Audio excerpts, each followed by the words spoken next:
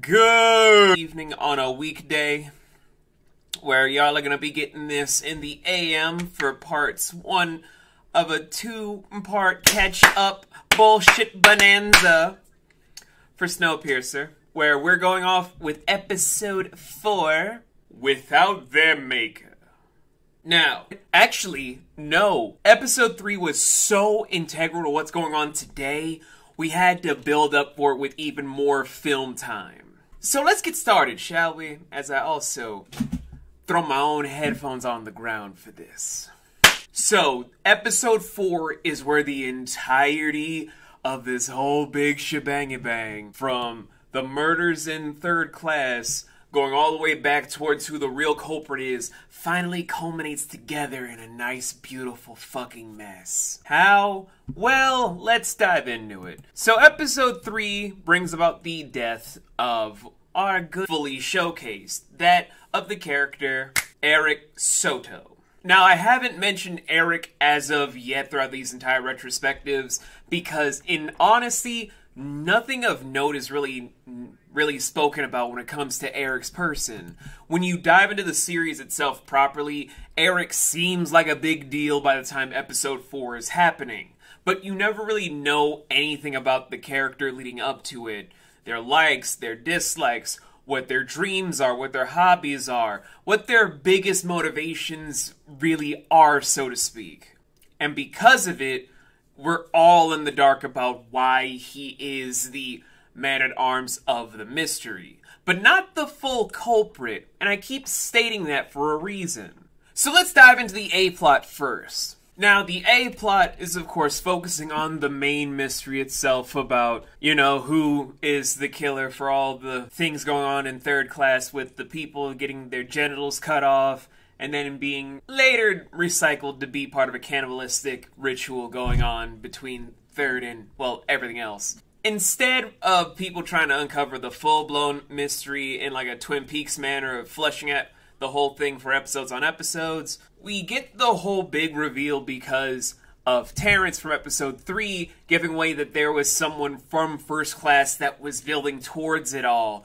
The reason he was carrying out the missions was because something about the whole thing felt fishy. He was too professional for why he was there, and all of the machinations behind it felt off in a lot of different places. As such, no one really knew whether to make heads or tails or anything of the sort when it comes to Eric.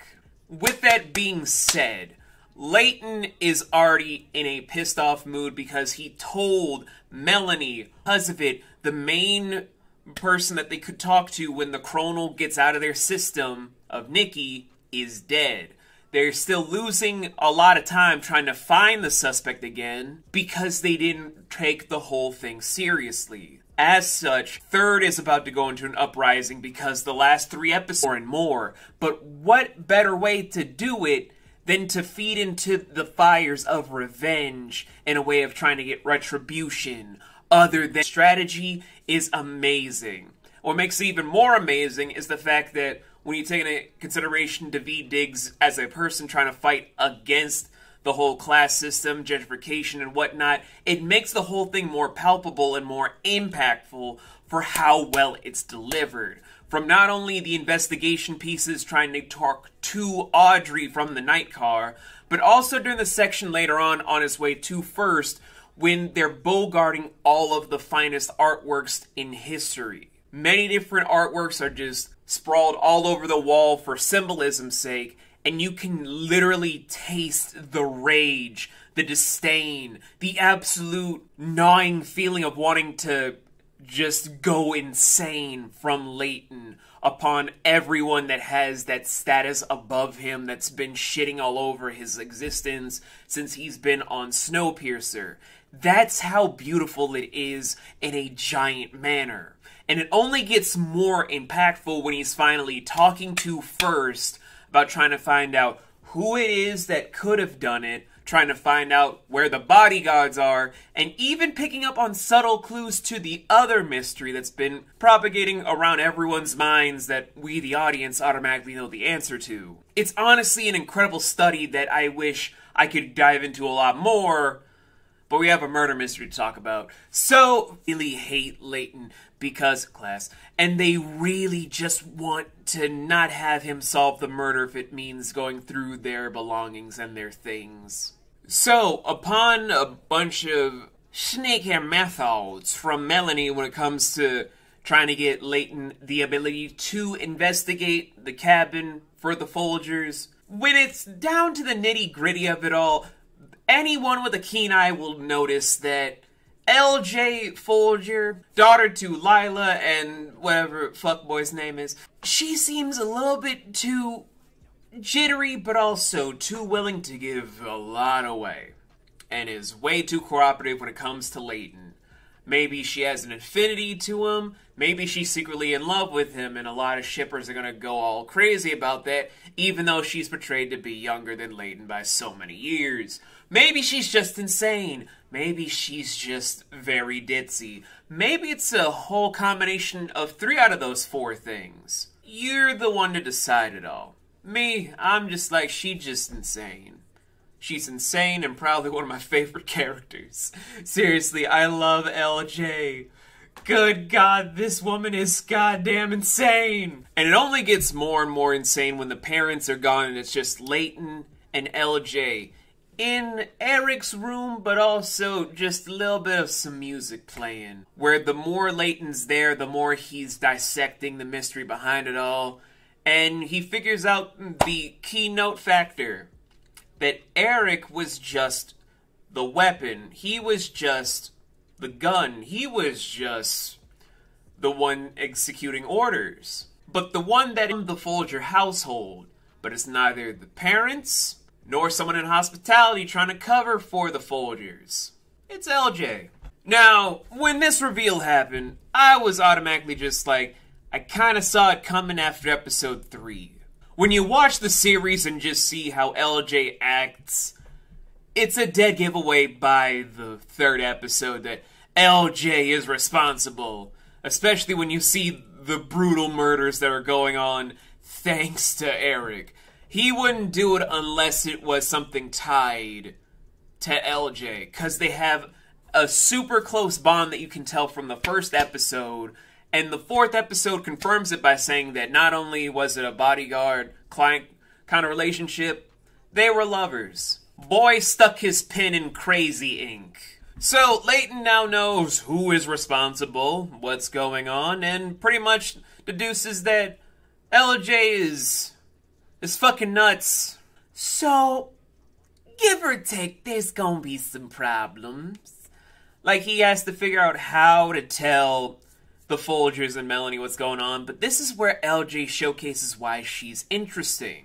She knows she's caught. She knows that everything will come to light, but she's making the conscious effort to make sure that nothing happens. All by trying to bribe need for a revolution with nothing standing in his way. He would have everything waiting for him by just going straight to first class, bypassing so many problems because of the connections with the Folgers, since everyone is so afraid of their influence, what they would or wouldn't do is because he confesses to everyone on LJ's behalf what was going on, and is trying to make sure that LJ goes to jail properly for it. And LJ, all's well that ends well, right? I mean, you find who the killer is. Also, Eric is dead, but honestly, he amounted to so little that does anyone really care?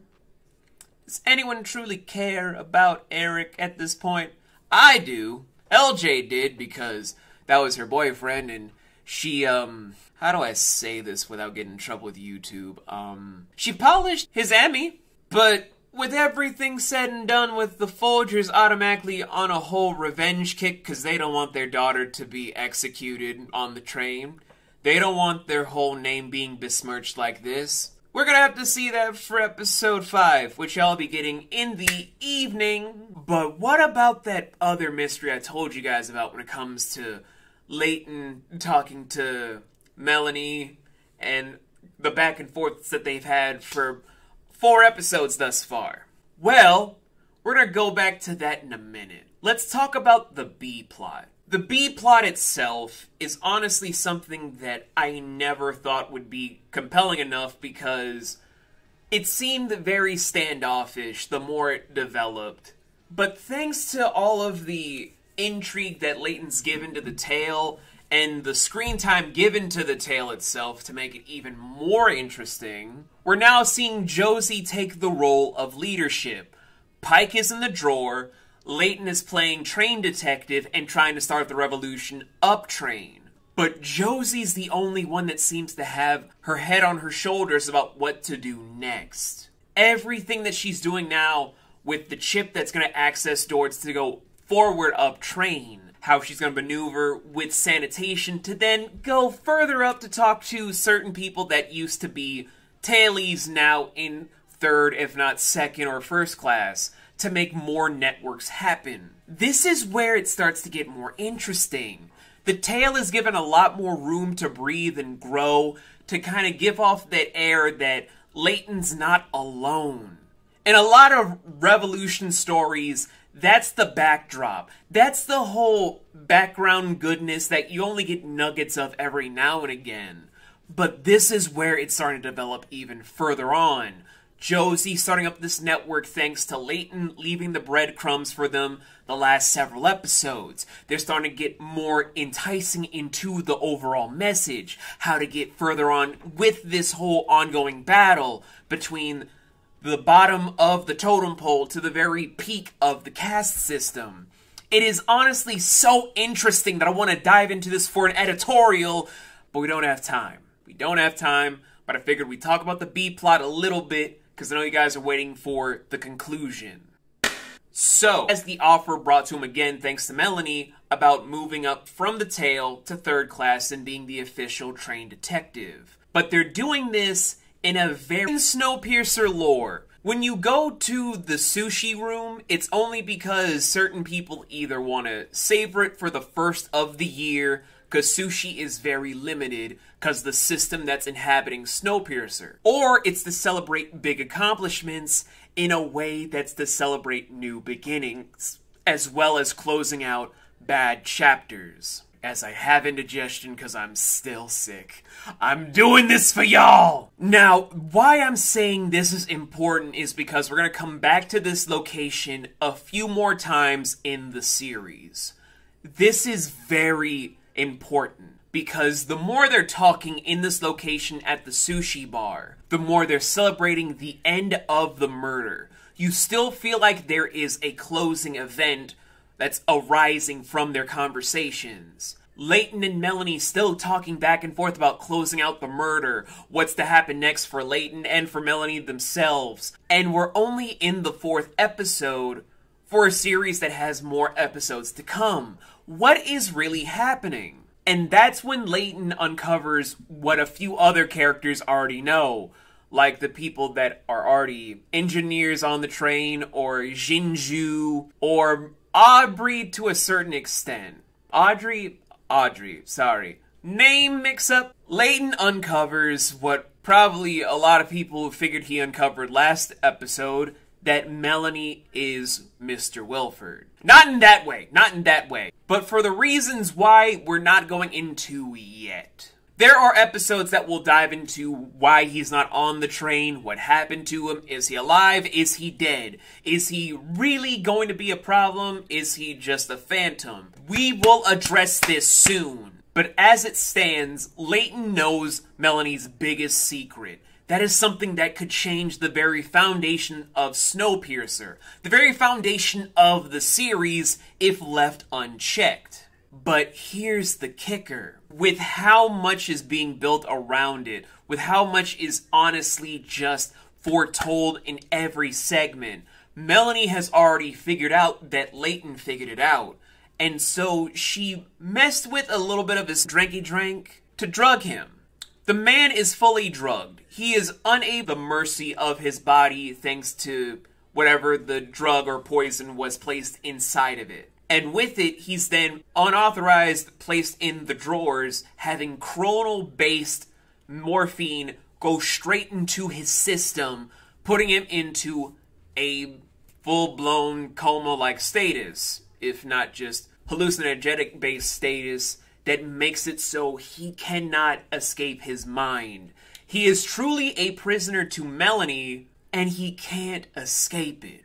And that's why that location is that important on a thematic standpoint. It's a turning point location that goes about for all big actions, all big alternatives, if not to also be the setting for what's to come. And that's why Without Their Maker probably is one of my favorite episodes from Season 1. I'm still going through Season 2. When we get to it, I will probably have finally marathoned the whole series to catch up to current, because I know we're going to be covering Season 3 as it goes. But as it stands, this is one of my favorite fucking episodes, because it takes a lot of big build-up where although the first mystery is gone, the power struggle can finally start building up to be the forefront. We saw nuggets of it for several episodes, but now we finally get to the main stage. We'll come back to this when it's time for episode 5, because I want to keep this juice going. I want to keep this juice pumping.